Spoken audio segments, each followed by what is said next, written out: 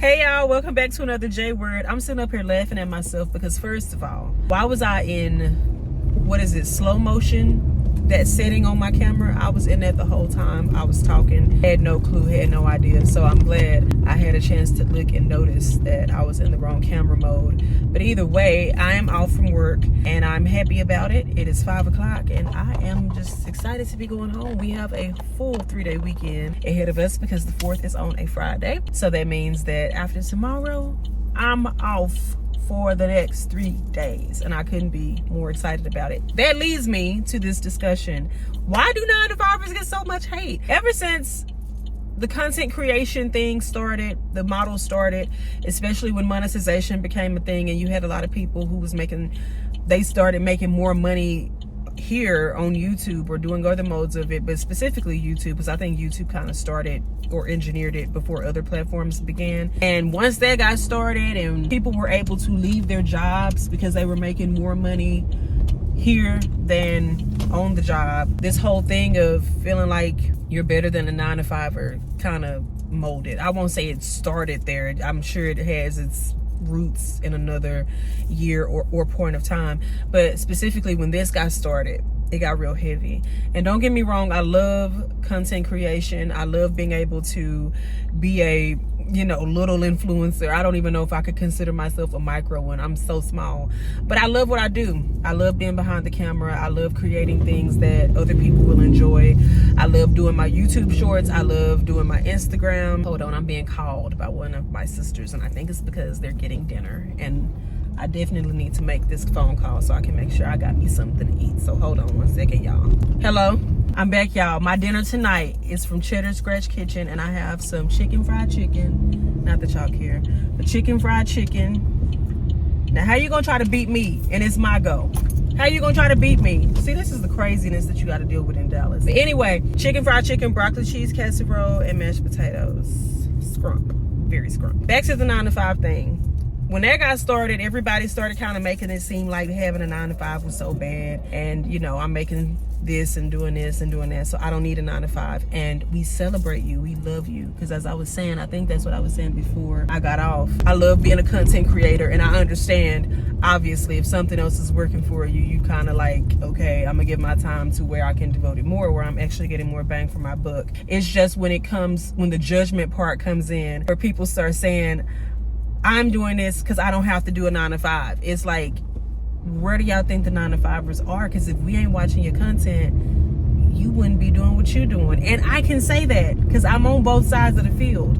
So I get the content creation side, but then I also get the 9-to-5 side. It's like the hate is just very, very weird and misplaced, because when you understand that you're consumers, you might not be selling anything. Like if we're in a store and I'm selling you lotion or something like that, yeah, I'm not selling you my channel. But if you are a subscriber, if you follow me, even Instagram now has it where you can have subscribers there where they pay a fee. Even here on YouTube, they have that feature now where you can kind of up your ante on your money by having subscriptions for certain exclusive content that people can pay for. You set the price, they pay it, and they get it before anybody else does.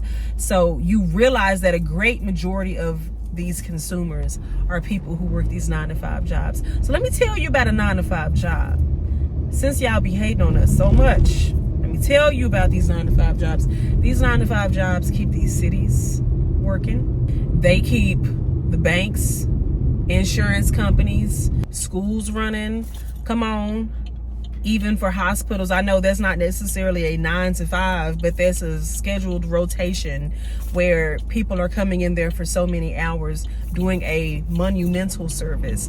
So when you look at these different jobs, if we all quit our jobs to become influencers, then who would do the things that we deem as minuscule or mundane or not very important? Someone has to do it. And have you ever considered that in the same way you feel as though you were called to entrepreneurship or full-time content creation, that some of us may have been called to our 9-to-5 job, everyone is not working in a job where they hate it. It's not that everyone there hates their job. For many people, they love what they do. They're there for a reason.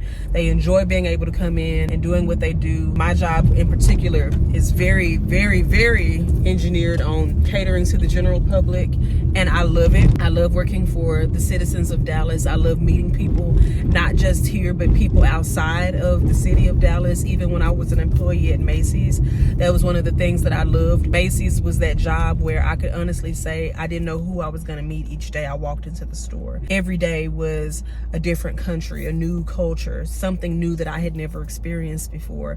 And I always told people that Macy's, out of all the jobs that I worked prior to working this job that I'm in now, that job introduced me to the world. I met so many people from different walks of life, and it is something that I will never forget. I will always cherish that experience that I had there, because it's not too many jobs that can give you that opportunity to do that. But I was exposed to so much. I worked at Macy's North Park Center. If you've been to Dallas or you from here, you know North Park is like the Mecca Mall, one of our Mecca malls in Texas, specifically North Texas, and in my opinion is number one. You have so many experiences where you're getting to service people and help people in different capacities. And just because we might not be making the money that you guys think we could be making, because y'all make more, obviously you do sponsorships and you have a lot more money that you're making by the day. Like some people make a year's salary in a month, and that's impressive. It ain't even no hate on that. I'm not even gonna look at you and tell you that you shouldn't be blowing your horn, because hey, that's impressive. Not everyone can do that. Not everyone can say that. But at the same time, money is not everything. It matters, but is it everything? No, it's not.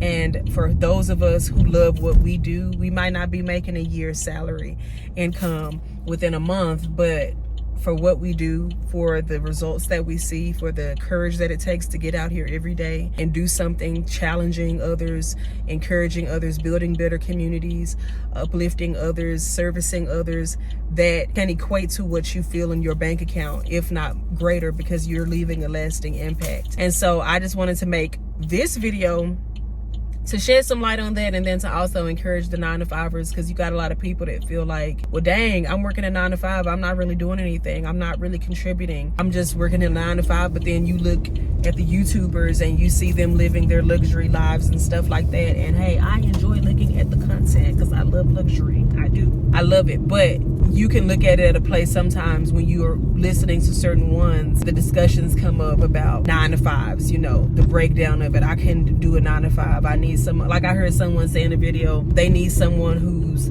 up at 3 a.m. wanting to make money with them. Well, a 9-to-5er, 3 a.m., we sleep. Unless the Lord has called us to pray at that time, we sleep, because we got to get up in another hour or two, get ourselves prepared. And if you have kids and all of that other stuff, it's so much more that amounts to it. So you got to get prepared. So no, not necessarily that. Now, you do have some people who try to juggle both. For the most part, it was just a direct shade against people that work 9-to-5s. And it's just like, it's here today. It's here today. And you might not ever have to work a 9-to-5 again. But at the same time, just don't hate on us. Don't downplay what we do, because much of what we do, the electricity that you use to run the lights to be able to create your content, the Wi-Fi that you use, you had 9-to-5ers behind a great majority of that.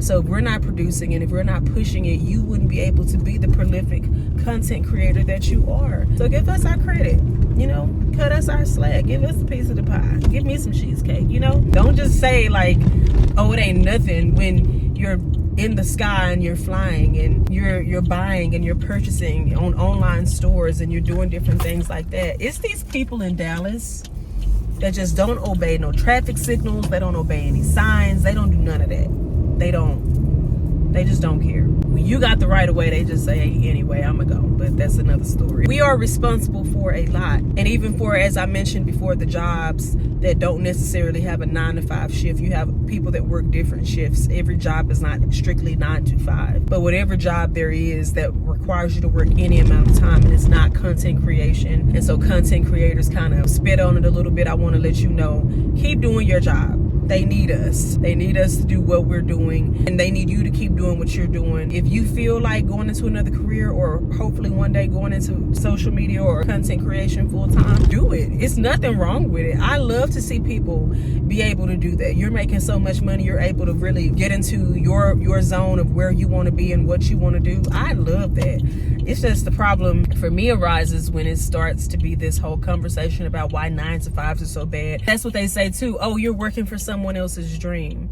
Well, don't you realize that when you create your business and you start hiring people, those people will be working for your dream? Have you ever thought of that? You know, it's just a no-brainer. In life, if I work for an entrepreneur, I'm going to be helping him or her build their dream.